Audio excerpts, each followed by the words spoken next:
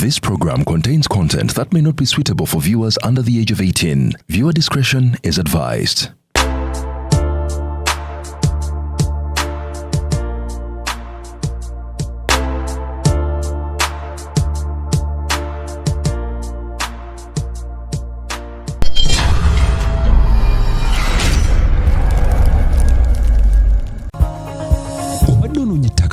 Okuteekerateekera ebiseera by'ebyo mu maaso ensala eddiddwamu. Honest Asset Developers Company egulidde erinnya mu kutunda ettaka n'amayumba ekuleetedde ettaka ku nguudo ez'enjawulo eziyingira n'okufuluma ekibuga Kampala. Balina ettaka Essonde ne Misindye ku Namugongo Road ne Kiwenda ku Gaza Road. Ku Entebbe Road balina Nakawuka, Sisalutaba Express Highway ne Zil Phase 5. Ate ku Hoima Road balina Nansana Bujuuko, Koona Namasanga, Mabombwe Phase 6 and 7, Kakiri Mwera, Kakiri Magugu, Nampunge ne Gobero Muguluka. Amasannyalaze n'amazzi weebiri. Ate ng'ettaka lyabwe lya kyapa. Jjukira balina n'enkola y'ekibanja mpola ate n'okulambula kwa bwereere. Honest Asset Developers basangibwa Kampala ku Martin Road ku kizimbe kya Monkey Show Apartments. Okumanya ebisinga obakebereko ku mitimbagano gy'empuliziganya gyonna oba bakubireko ku noti 772 572 873 oba noti 701 572 873.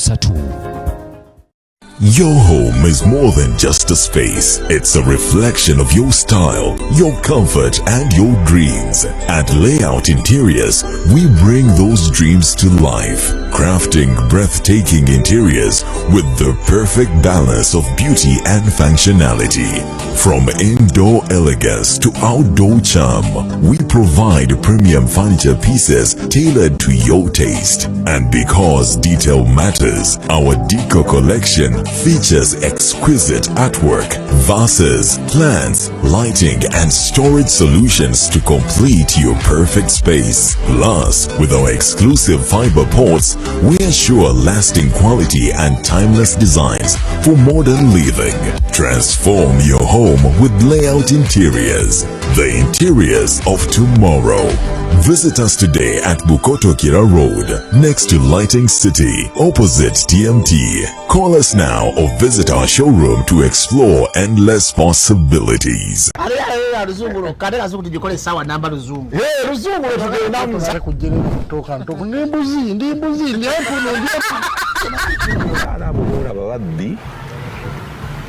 Abakyala wale somuyomba nyembuto katonda ya chembuto genda weji waminge yabawereza buno bukeke obutini singa babu mutwale bamusonseka mukamwa bwonna n'abufulumiza mu nnyindo sakibwa alina guno omugogwa Musa wayitista premium detergent waliwo wanangalie munda yakasajja kasendi kalimba bannange esendi bannange.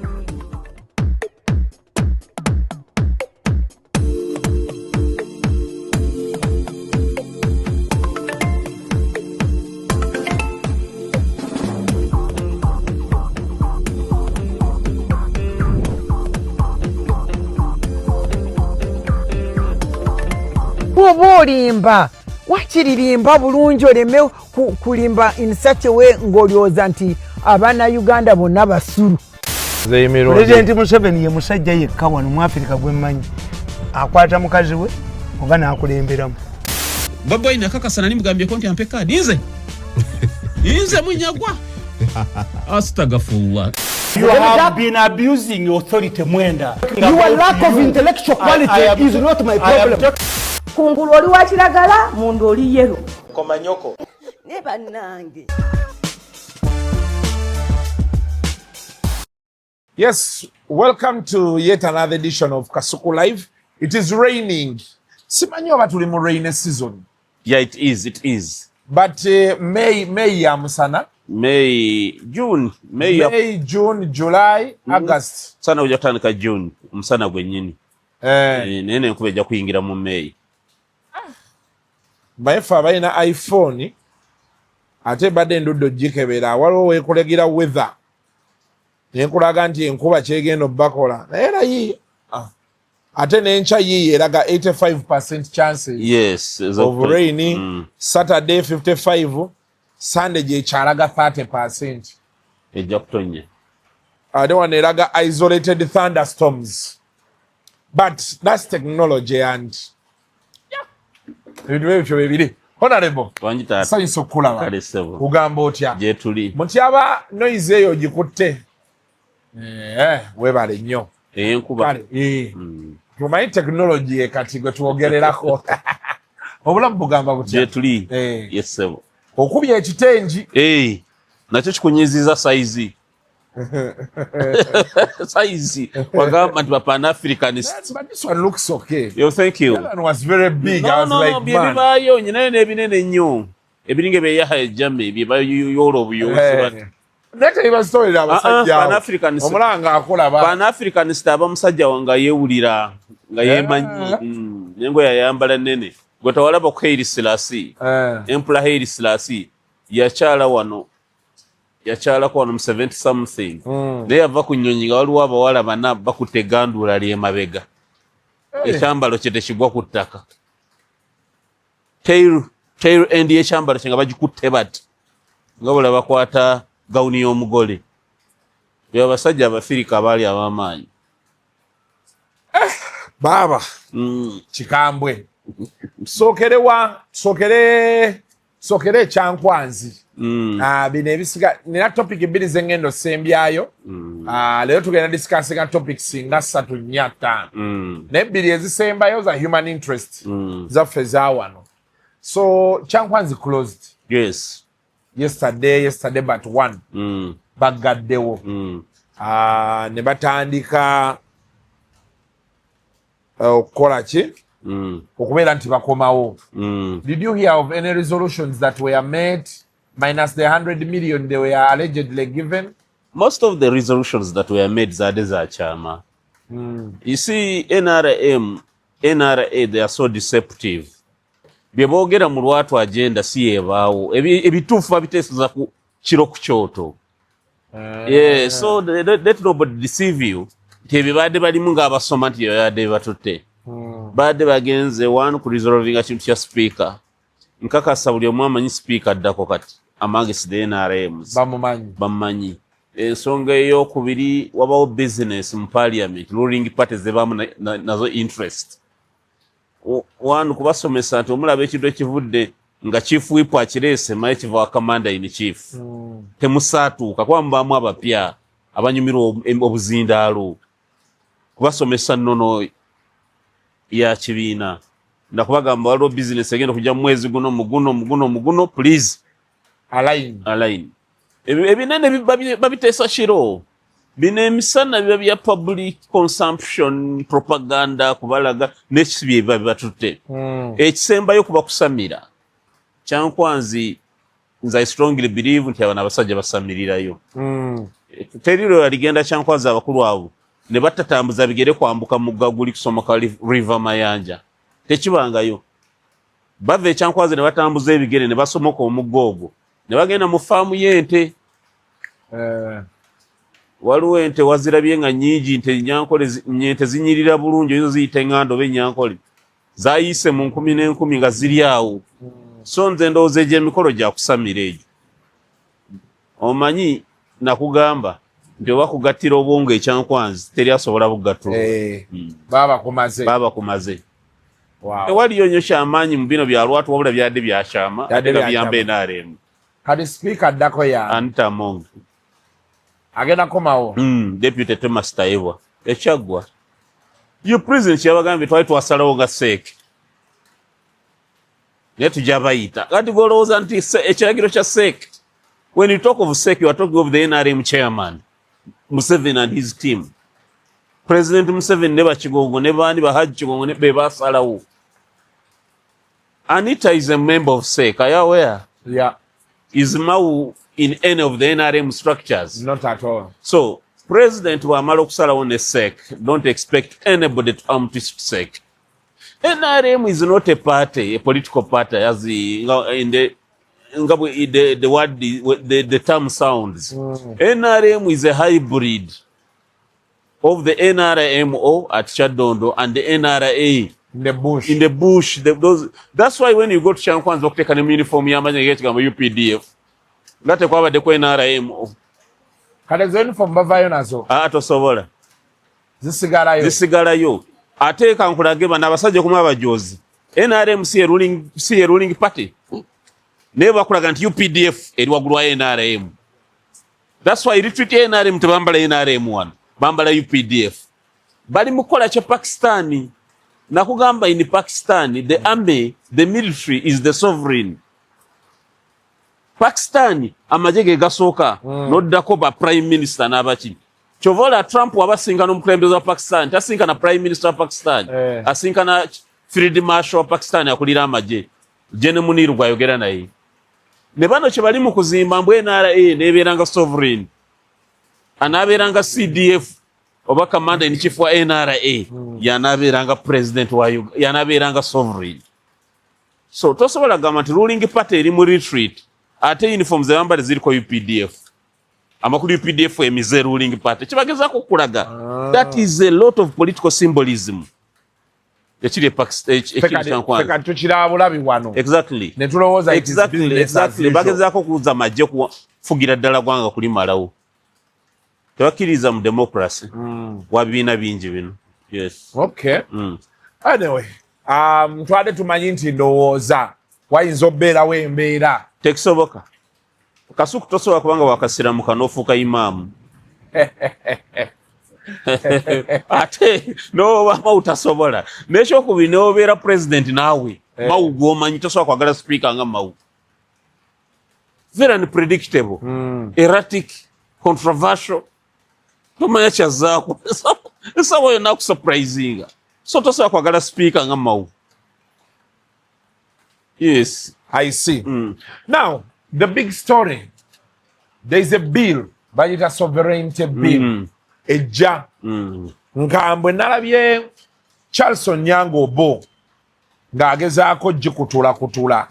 I don't know if you've... Yes, I went through it. Naye njagala mutegeere kye bayita the mischief. You know what the mischief rule of statutory interpretation. That a statute is in place. What mischief was it brought to eliminate? Yes, what sure. Kakati the mischief rule. Jenjagala otumule biru yonna wejjanga tunuulira mischief kije tunuulira bino ebisigadde byonna biba sugar coatings bichi icing sugars nga bola ku cake ne mischief gyotunuuliranga. Njaga kunyumiza emboozi emu Bin Laden, Osama Bin Laden. Bwe bamala bamunoonyezanga amaze ku World Trade Center balumbi Afghanistan. Yaddukayo nadde Pakistan. CIA nebeeranga emunoonya. Kati CIA bwe munoonya munyamba afunye nti ali Pakistan nga tamanyi waweeri. Satellites nezibeera mu bwengo nga betunuulira Pakistan betegereza ebibuga. Kati ne bajja afuna satellite imaging ebalaga waliwo omuzeeyi ayina essaawa ez'emisana z'atambulira mu kikomera ng'akola doyiro. Ne bakozesa satellite ne bameasuring America ne bakozesa satellite nepima obuwanvu bwe ne balanga buwanvu bwa Bin Laden. N'agamba yandi ba Bin Laden ne tukube nti ate tukuba soke tukakase nti ye Bin Laden yenyewe. Ne bakozesa NGO, non-government organization. Ekibiina ekyebwanna kyewa. CIA n'ekiragira kyali kyayo n'ekigamba mulangirire nti mugenda kuyamba okugema polio, waliyo polio outbreak mu bibuga nga bisatu. Gavana ga Kampala Wakiso Mukono mulimu polio outbreak. Ne balangirira ebibuga nga bisatu nga mulimu n'ekyo kye badetectinze mu Bin Laden nti mulimu polio outbreak. Ne bagadde therefore wagenda kubawo mass polio vaccinating campaign. Okugema kw'ekikungo abaana bonna. Ne bajjanga bagema ne batuka ku kikomera ekyo. Bazzukulu ba Bin Laden ne bavaayo. Badokita ne bajjako amalusu. Dokita nga bwana bakuwaka dose. Kati badokita basooka ku swabs. I don't know. Ogabona otekayo akakoto n'ojjamu amalusu. NGO ne bagenda bakebera. Bagenda okulaba nga DNA waliwo paternity ya DNA wakati wa DNA y'abaana bano, positive paternity wakati w'abaana bano ne Bin Laden. Namanyi omusajja yoyo tulumbe. Naye intelligence bagikola kuyita muki? NGO. ye mischief kati bano abasajja ba UPDF NGO bazitya abamanyi zikola America abasajja bebweru abusibangu kakati eyo gundi teke lyola lize libaleeta kulize kufufugaza bibiina by'obwannacewa n'engeri gye biyingiza ssente wano olw'okubyeraliikirira NGO basobola gikozesa ekintu kyonna eba si ntuufu naye mulimu NGOs entuufu ate majority ziyamba ezisinga naye oli kyangu nnyo okukozesa NGO okuyeekera gavumenti ate n'agivuunika kati bano kyebalwanyisa kati bano kyebafa kyekibatta tewaliiwo kirala naye eri etteeka lyali teryetaagisa wano likubagana bagamba is it called the sovereignty baliyita batya the sovereignty bill yes.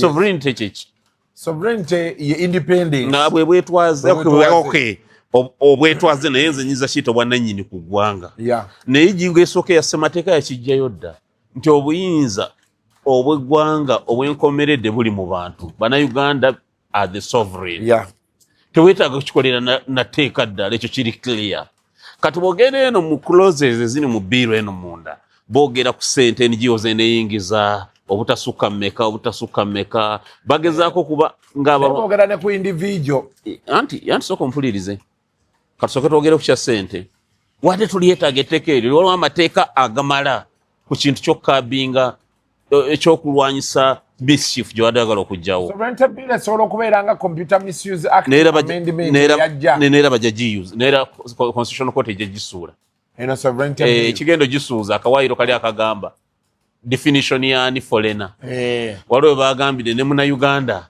nga ali bweru abeera foreigner that is unconstitutional annanga wembadde nzija kuba nagenza olaba ng'ekyo kirekawa Kadaama kirekawa omuntu ali mu US but then also I think most importantly bagireese ku targeting aba critics ba government wabweru wa Uganda abo si nnyo naye okusinga mischief esinga NGO obutayeekera government kuba nalabye waliwo party we bagambira nti sente oyino ziregisteringa minister nga ya approvinga a particular amount of money ekyo kyonna kwekengera NGOs butayeekera government oba abayeekera government butazikozesa NGOs batagitinga wano abantu let me tell you Kasuku abasajja baleke kulimba gwe Kasuku tosobola kufuna emitwalo gya $2 ne gigenda ku account yo notabawo queries source of money what and what tosobola tekisoboka singa tutubadde kumpi onyinake nandikulaze since campaigns not sente twenafuna nekakati nzunga nwana bulwanya wale kibaita financial intelligence authority yemanyi abo omulimo gwabwe okukebera buli account eyingiza milioni 10 n'okwambuka zivuddewo neera bayina software waabwe atunula mu buli banka buli account buli lunaku waba oyingiza 10 nga ka red flag kebera eno mustambike Kasuku gwe bilioni 5 zinakonako kajja kuvuga eno zino zeba okay mumuleke tosobola kufuna milioni suka ku 10 ne baziteekako ne batakubuza source of the money kane banka baziragira you must attach the source totera kuteeka senaga what is the source of this money nti wewe otunze takateeka kendagaano nero sobola ziteekako nojo kuza access ganaga no you can't access your money we are sorry sir ngemumba yavudde mu financial intelligence authority acha nalabye waliwo omukyala Agatha owagora ng'agamba Centenary yaggalawo oba bakwata ssente ze naye ng'agamba notification oba bali bagamba regulator ya notifying ono nti bagenda kukola ekyo ono n'agamba nti tekibangawo but she's been a very fierce critic actually NGO ye bagiyimiriza namwe ebiseera ebyo bano batidde NGOs naye batya za bwereere NGO badde bajja kusigala nga baziketta bukesi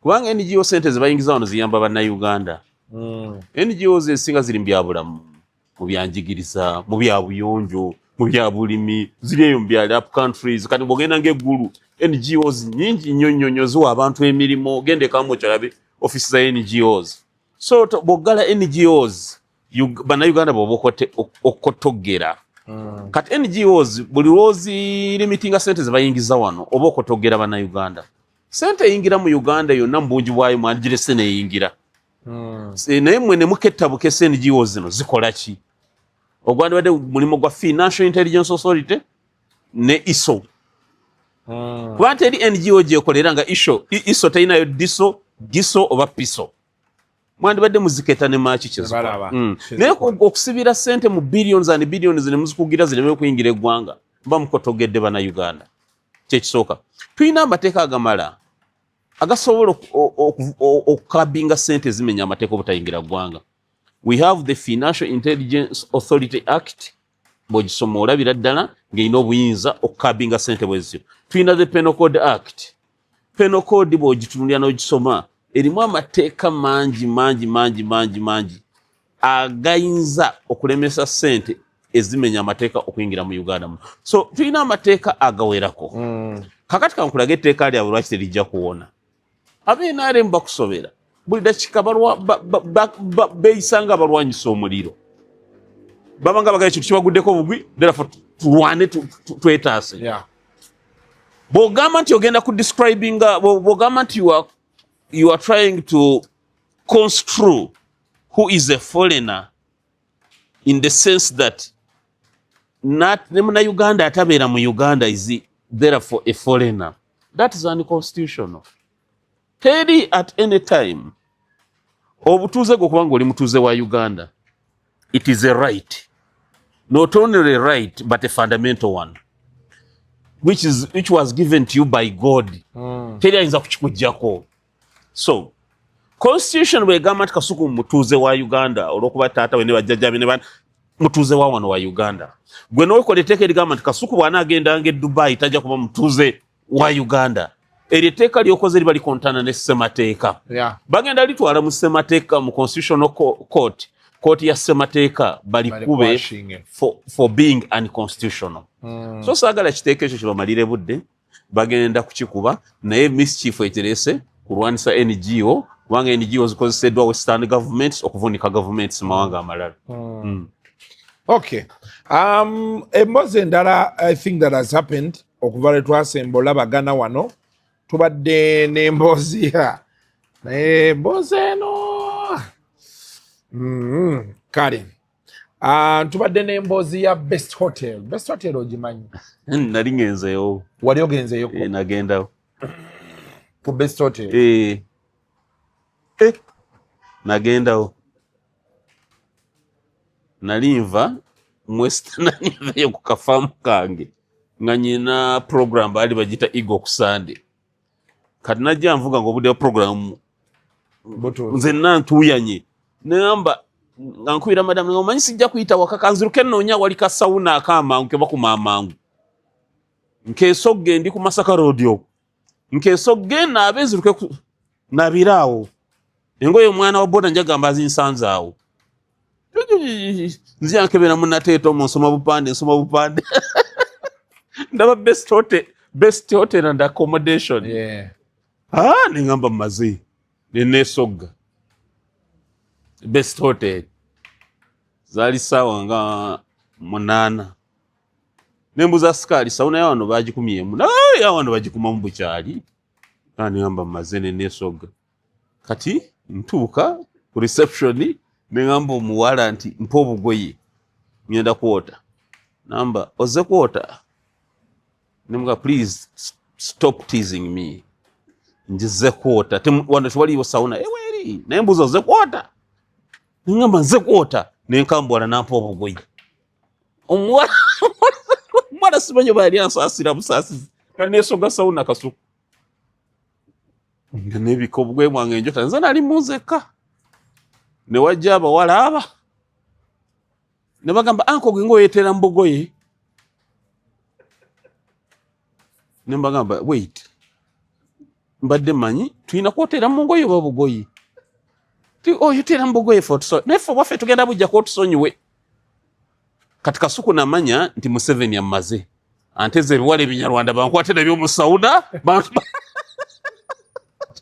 Kasuku abaana bakuulako obugoye nafuutuka emisinde nengenda nga nesibya obugoye nempita ku reception omwana Mentwala emisinde gwezange ne dressing room saddamu ngani mbugoyi nengwa mu motoka nensimbula nenzija okusoma Paradise Hotel adduka nali manyi babanteze Kasuku nalaba ekintu kyesirabanga obulamu bwange best hotels nagendawo oli mu sauna wallahi nagendawo abaana ne bajanga ako gwengo yotawe oli mbugoye.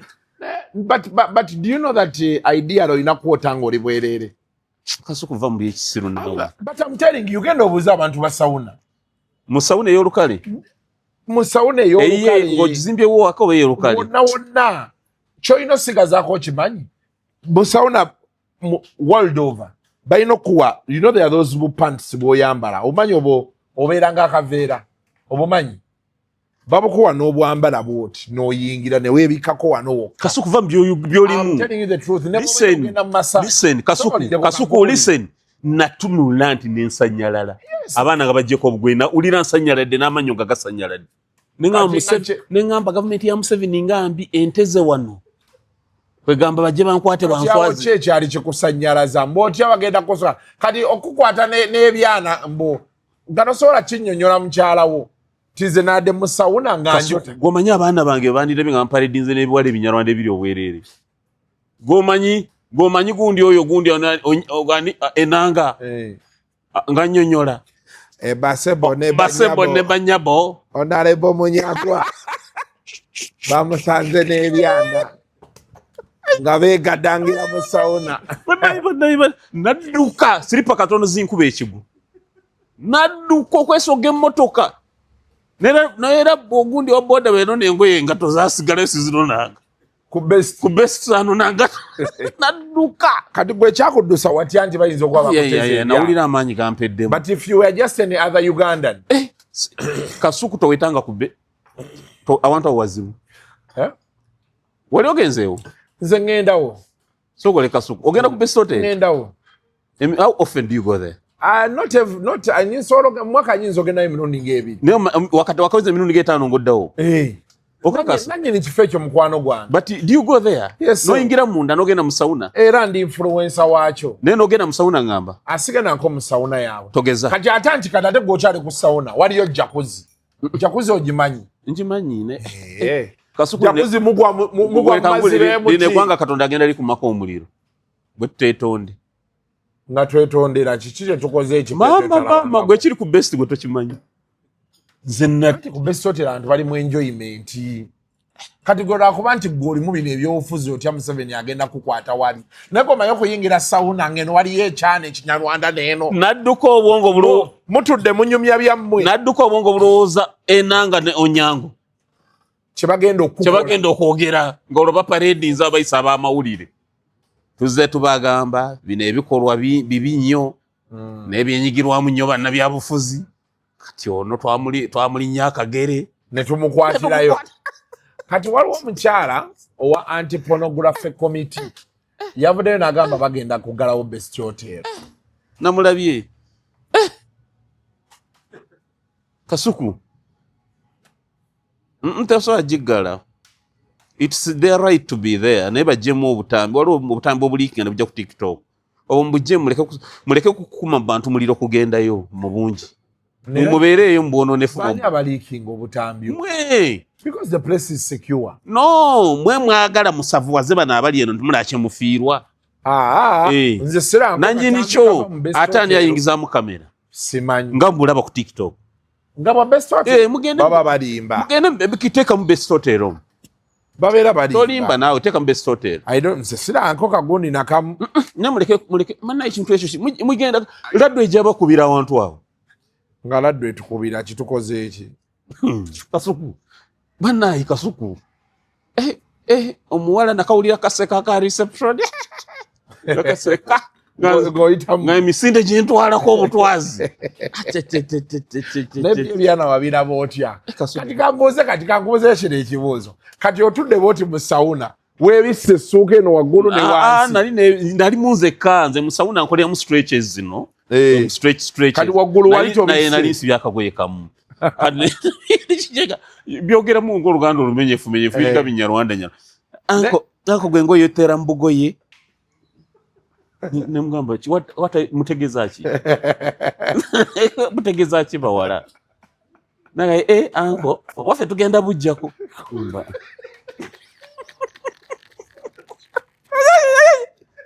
Byana nani mayimisa waita we second mugenda kwa ayita kimumu nkwawa nintwala emisinde Katonda akagoye kagwe nentwala naye no best hotel antwalayo omumanyi yatwala ku best hotel omugenzi mirundi yantwalawo nanga omugagga ayagala kukulaba kwogeramu naawe jangu tugende natutuula ku bbaala wa omugagga afaanana ati oyo musajja waali musajja waffe waali awo nannyini ekifo ekyo but minus all that being said a lot is going on there. Ne Katonda munyivu mbabuulira. Munyivu nani? Kasuku. Aiso yavambye okusaaga Katonda munyivu. Anti munyivu nani? Nti omukazi oyingira mu sawuna n'ojjako akagwenga olwo omusajja That's how you're supposed to steam.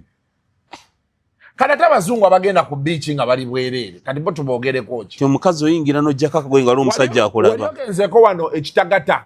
So I didn't natuka oni I just left. Ngabakaza amabere gali bwera I just left. Ekitagata yetaga kugala. Anche nga bikaza amabere gali bweru. I think they need to close that thing. Bebera nga bawonerawo wachi oyagala baggalewo. Omukazi n'ojjaka n'oyambula obugoye ngalo omusajja atuddawo emisana tuku nga muli abakazi babiri mwene ne mweyambula. Goli okirabye. Kati gonna ne Munyagwa okuva olutodanga mukirabako. I swear nze sikolagana na buseegu. Kati bogende bweru okola otya? Kasuku am a moralist. Nze saagala nnyo obuseegu bususe. Kasuku God sees us wherever we are. I know. And we need to be careful. Temuzanyisa nnyo Katonda. Ne kati awo Katonda tumukoze eki. But kyenkunyonyera okitegedde oba naawe oyagala just kusaakanya busaakanya. Kyonnyonnyodde nkitegedde. You are seated mu sawuna. Oli awo oyota bibyo. Oyina jaga gwe ankongore mu bugoye. Yeah, but sawuna betyo beino beera. Bayino kuwa akagoye kawa. Kokade webika. Because you're still ate bali basigaza kawano. Bali benkugamba bajja n'obwabwe ne babuta. Nawulyanga kubiddwa laddu. Hona ne bongo oli mutiitiizi bulala. Ne bambi ekintu kya best station mukigendereze Katonda munyivu. Mbadde sikiraba. Katonda munyivu ate oyo omusajja mumugambeko. Kati abayambula obugoye abateeke mbisenge eri. Ate ye yabambula. Bo babeera bazina bo kwota. Yes ya abambula. No Kasuku tonimba. Aba bantu babaamu eri munda. Nga bakola ki? Nze sikitegera kyoyogerako. Nze ku best nagenda otonimba nawe. Anti wagenda ogambye wagendawo omulundi gumu. Wagenda omulundi ogumu oyo bwino. Nakapande nkatya. Oyo bwino yenna wamufuna otya. Nakapande nkatya. Now,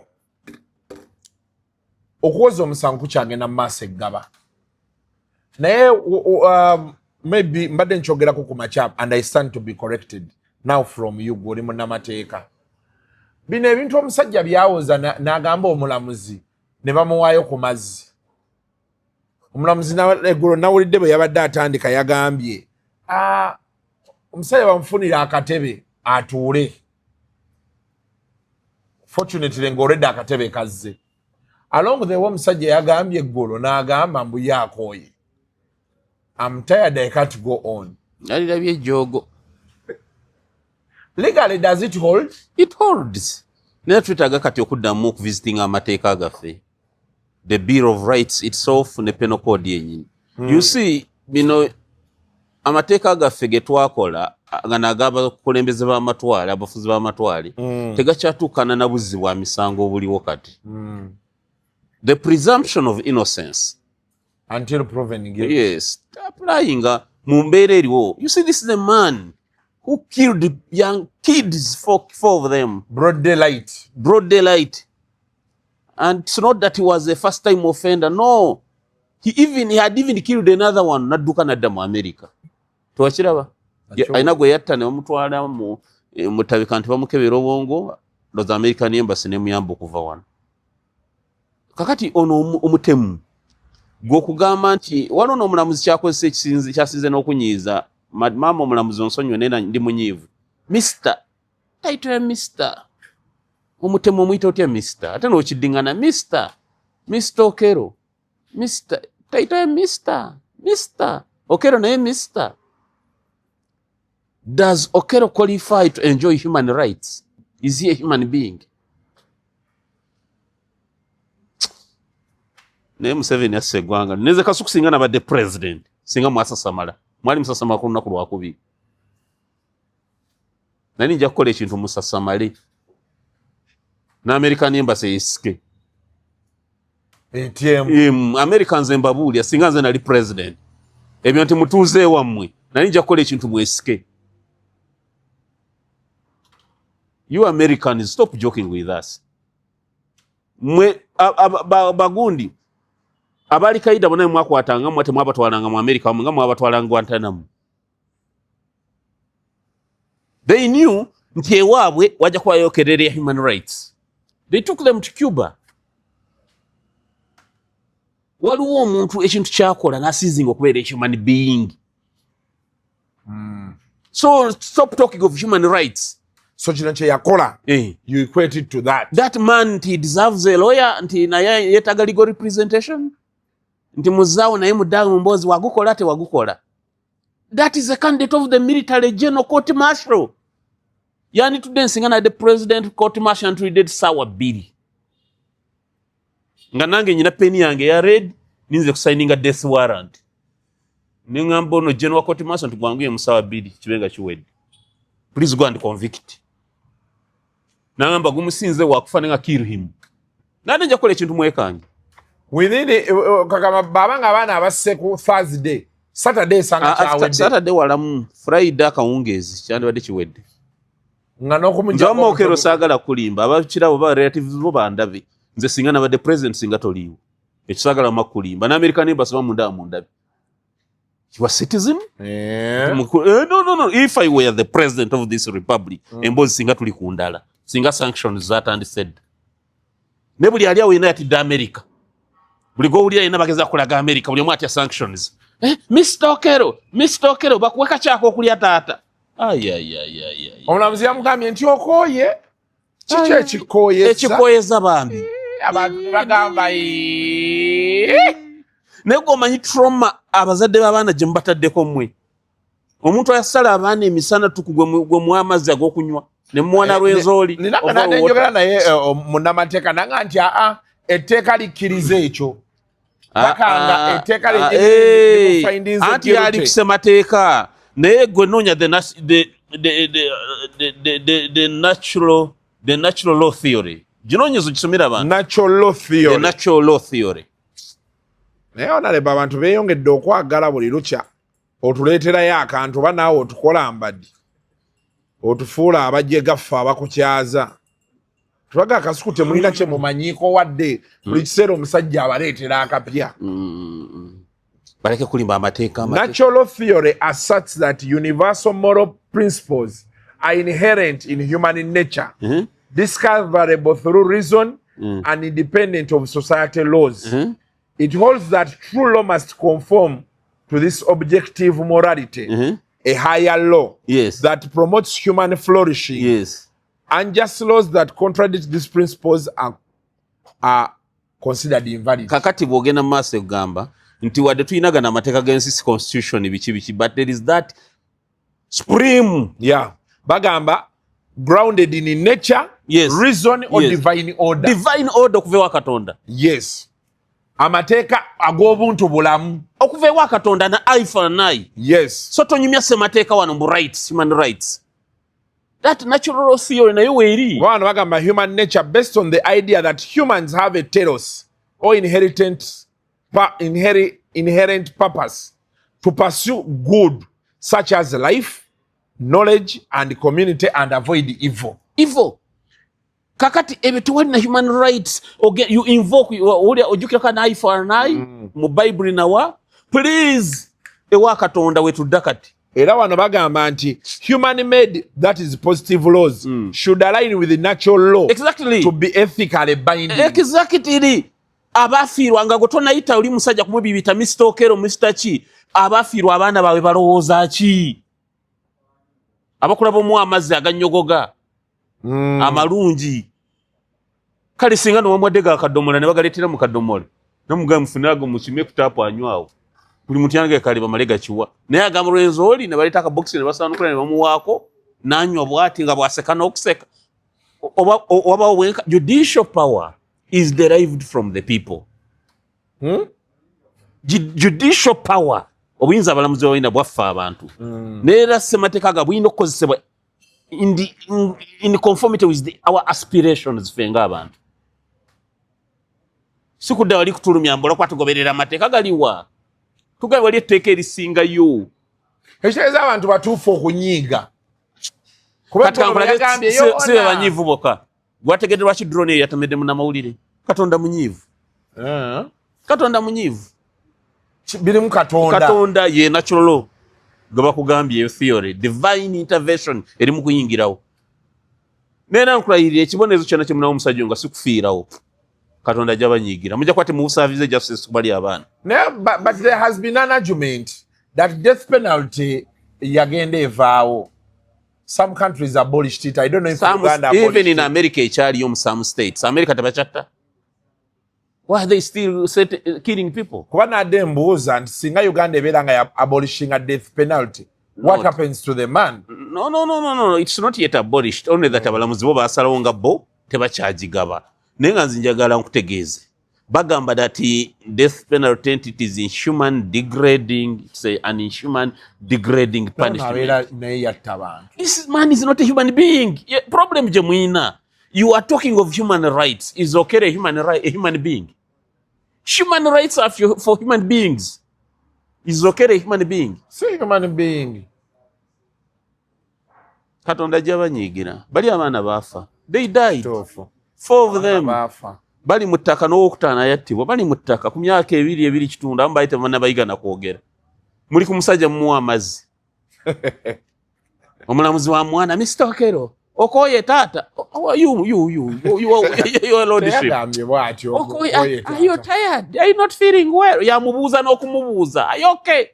That's not your role to ask him whether he's okay. You just convict the fool. Now, wano yagambidde mbu it is a script yabadde ategeeza ki. Ebintu by'OKELLO sibiraba. Nabiraba lumu nendanga amaziga gampita muze OKELLO simulaba. Mu OKELLO mulabe Katonda alibasasula. Muwozese Katonda alibasasula. Ate namwe balooya. Mpuya balooya bapanga ne binsesa. Kati nti OKELLO bamala omusentensinga. Waliwo ttiimu y'abalooya egenda okujulira. Ground ogimanyi? Independence of the judiciary. Moroka president yagamba bamutwale gaba therefore court yali teyetengeredde yakolera ku undue influence okuva ku president therefore teyafuna bwe that one contradicted the doctrine of fair hearing. Oli ekibagala okukola neera bujja kula court of appeal gaye kibonerezo kisazizaamu. That one is likely to happen. Ekyokubiri waliwo okumuconvictinga American government negamba agenda kusavingira waffe. Bamarines ne bajja konna gatumutwala agenda kusavingira waffe kati batuuke waawe naleeta olugezigezi naye kyo ekibonerezo kyagenda okusavinga nga tana kisavinga kyali mu bwenkanya tanti kooti president yalagira try them America ogenda gawo nti ono asavingire waffe. You're going to see it.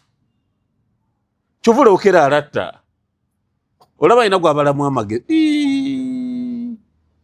kale Museveni bulijjo tugamba Saabalwanyi ngolemedde omutemu omu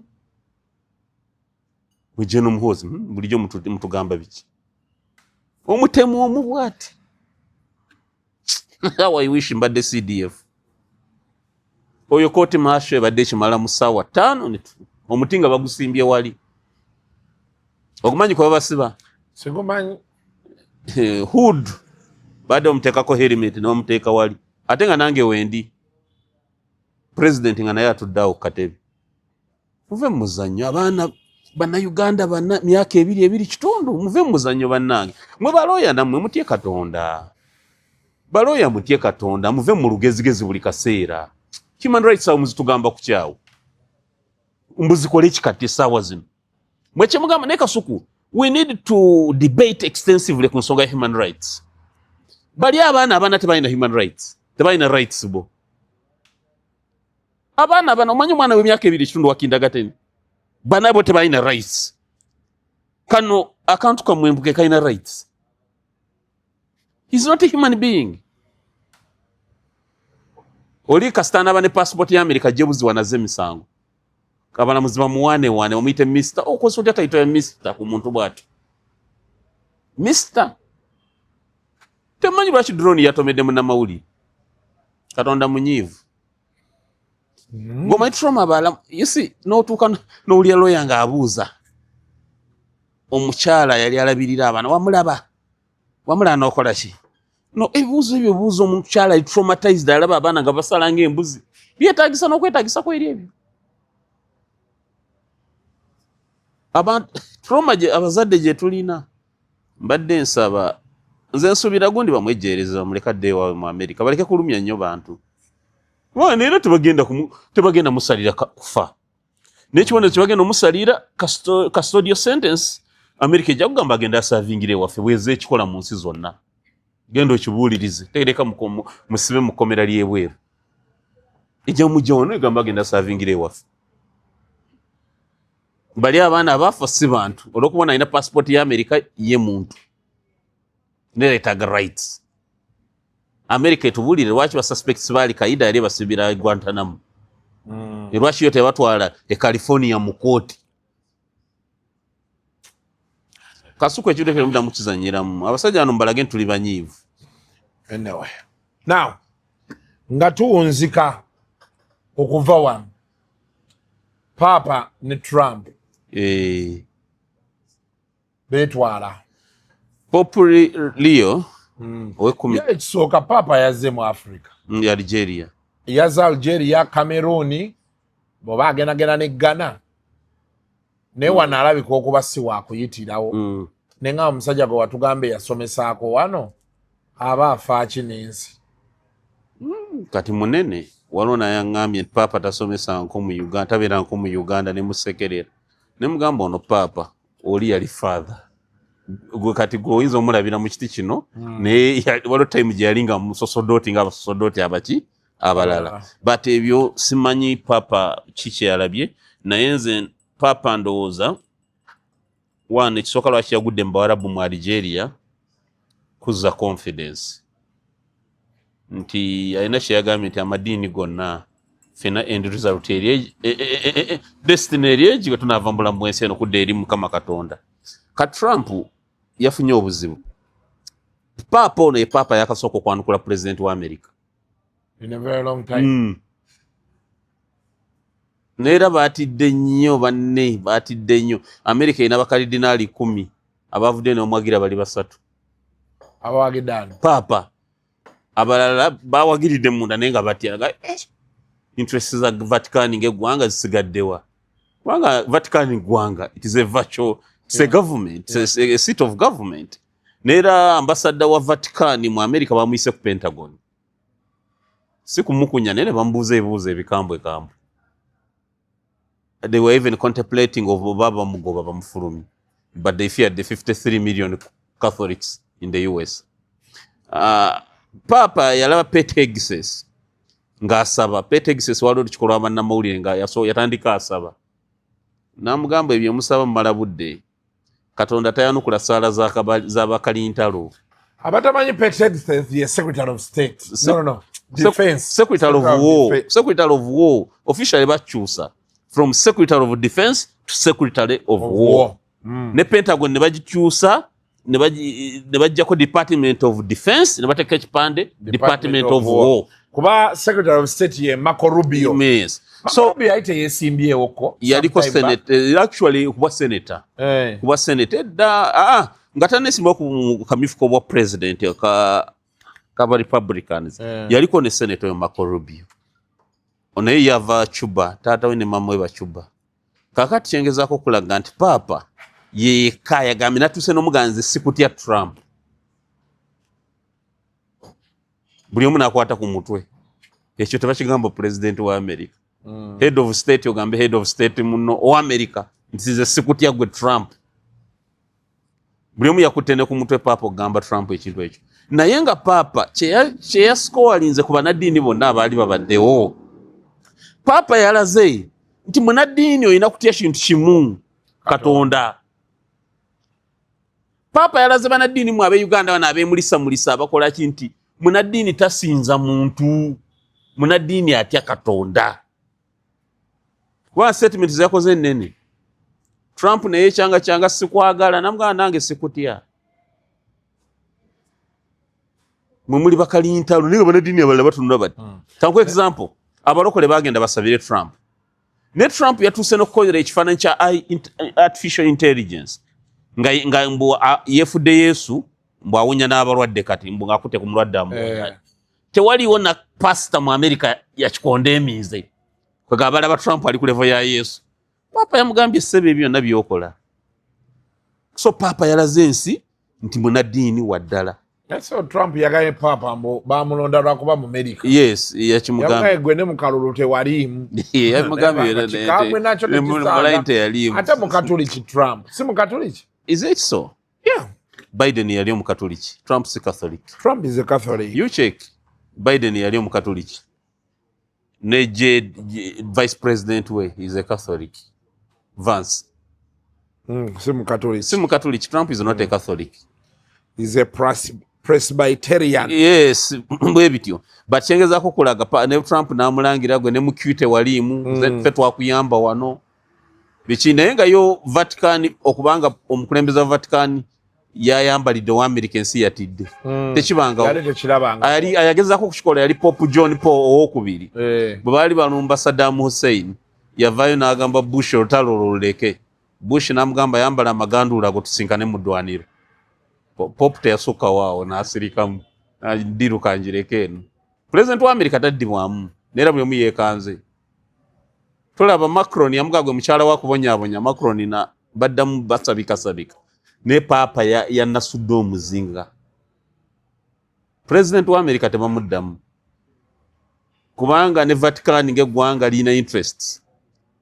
Naye Papa yakulaze ne government ya Vatican erina interests. Business ina biki ne Papa ye yakulaze nti ebyo byonna bya kunsi byonna mbiveeko mubiveeko ne bwino bwe yatusali Algeria yakava kunyonyi abagambye nti bano bakalintalo bano ba neo-colonialists tulina okubaboola sineekwata omuliro Papa no waddala nyonyo siba kusaba naye ndooza confidence naye lwakuba ndooza mu America maye abakulu abo balooza nti ensi America bo tebaagala mmanyi ayina confidence kati bw'atunulira Trump aseka na busesi alaba mu America mu naye baba bw'otaba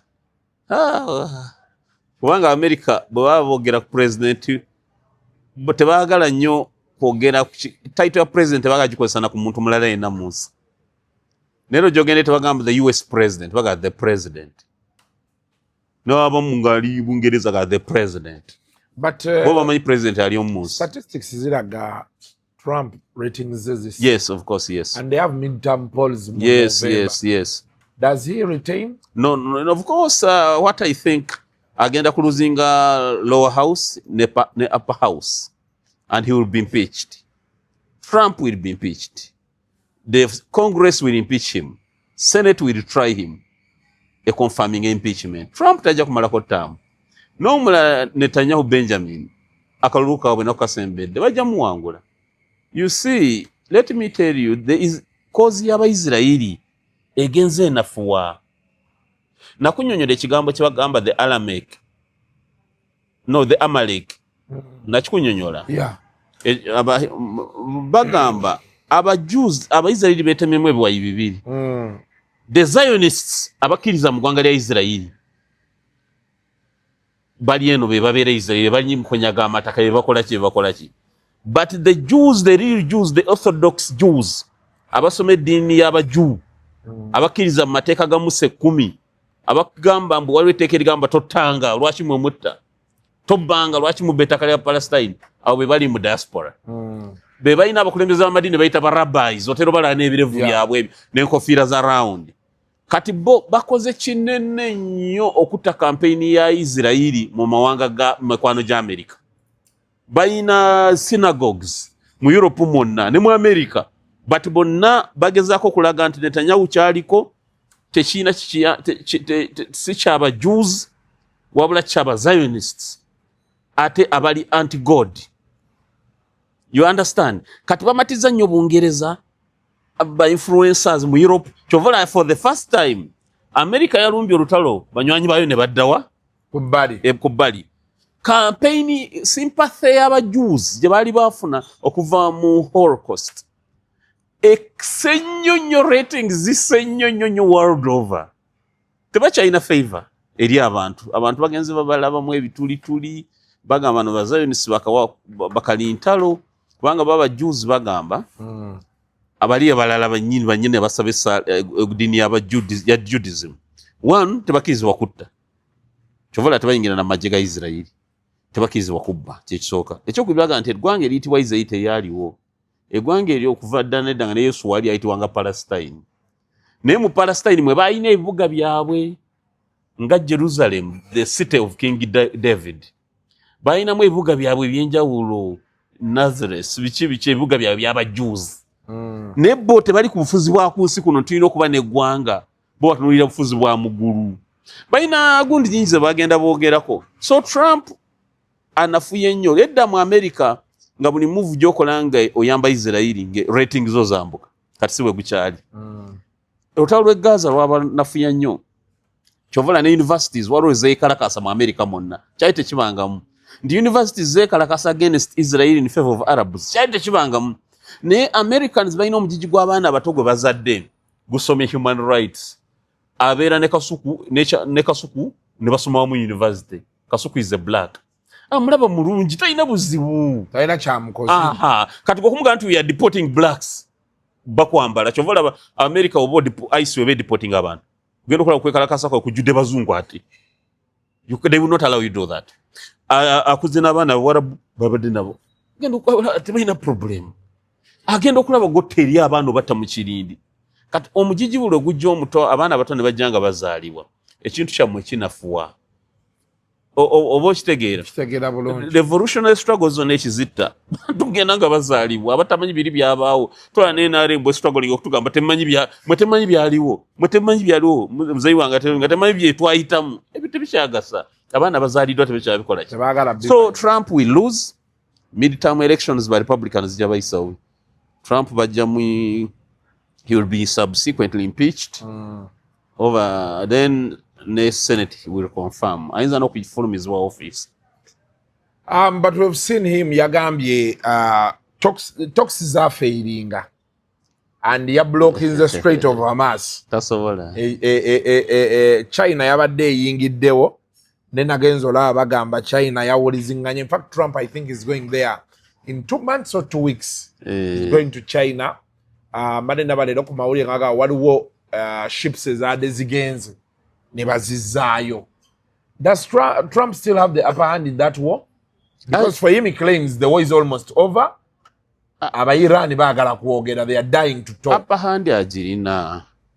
Trump bwe kituuka ku maanyi tebakulimba. Tewali match wakati wa Trump ne Iran. Upper hand agirina. Ne problem Trump yesanze between a rock and a hard point. You broke the Strait of Hormuz, ne Uganda jakaba. Tina mafuta. Ye problem.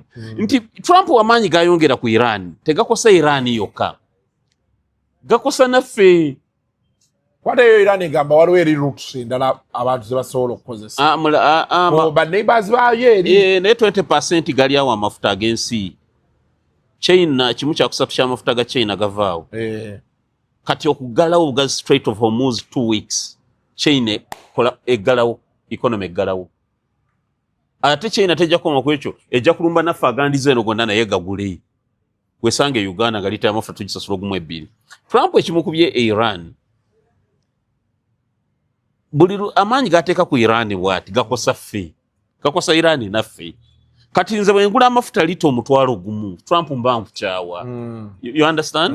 So kyenete bakulimba mbu Iran y'amaanyi nnyo Trump mu bulalu bw'asookola ekintu ne weesika naye kijja kuvaamu biki ensi ejja kusanyalala akabanga I'm telling you. So gundi ogezaako okugala Strait of Hormuz yabadde ayagala China engeri kimu kyakusatu ky'amafuta ga China bwe gava eno igayita mu Strait of Hormuz nti China bwagisalako amafuta eteeke pressure ku munywanyi wayo Iran yakonsidingaga ebya nuclear tubikoze eki naye Iran teyinza kuta nuclear enrichment yali fatwa ya Ayatollah fatwa okimanyi fatwa kiragiro naye wowulya kyebayita fatwa kyekiragiro ekikolebwa omumanyi mu Busiraamu naye bagamba ekiragiro ekyo bwekikolebwa liba tteeka lya Katonda kakati fatwa nuclear uranium enrichment yali fatwa ya Ayatollah oli omugenzi kakati yatowa fatwa nti let us enrich uranium tukolemu amasanyalaze agali cheap eri abantu baffe mu Shia Ayatollah bwayogera bagamba ekyo kiragiro kivudde wa Katonda kati basobola kukisazaamu bano abamudiridde. It must be a process. Kakati simanyi Trump must walk out of Iran mumbere obuswavu agende akereze ate ekyo kiba kigenda mwongera kumusinkinga It's terrible. It's terrible. Manyi American sympathizer naye olaba akkiriza. Yes, anti nzikiriza kuba njagala America. Sagala America linnya lya America okufa. Yes. Kale. Betyo tambudde olunaku olwaleero. Yes. Ku the animal farm. We shall be sure to catch you again next week. Yes. Inshallah. Obeere bulungi. Thank you. The views expressed on Kasuku Live do not reflect those of the host, producers, or management. They are solely of individuals providing them and do not represent or reflect the official policy or position of this YouTube channel. Olimba wakiririmba bulungi oleme kulimba in such a way ng'olyoza nti abaana Uganda bonna basulu. President Museveni ye musajja yekka wano mu Africa gwe mmanyi akwata mukazi we oba n'akulemberamu. Boy nakakasa nani mugambye konti ampe kadi nze Munyagwa astagfirullah. You have been abusing authority Mwenda. Your lack of intellectual quality is not my problem. Kungulu oli wa kiragala mundu oli yero Komanyoko ne bannange Ale ruzungu kade kasuku tujikole sawa namba ruzungu.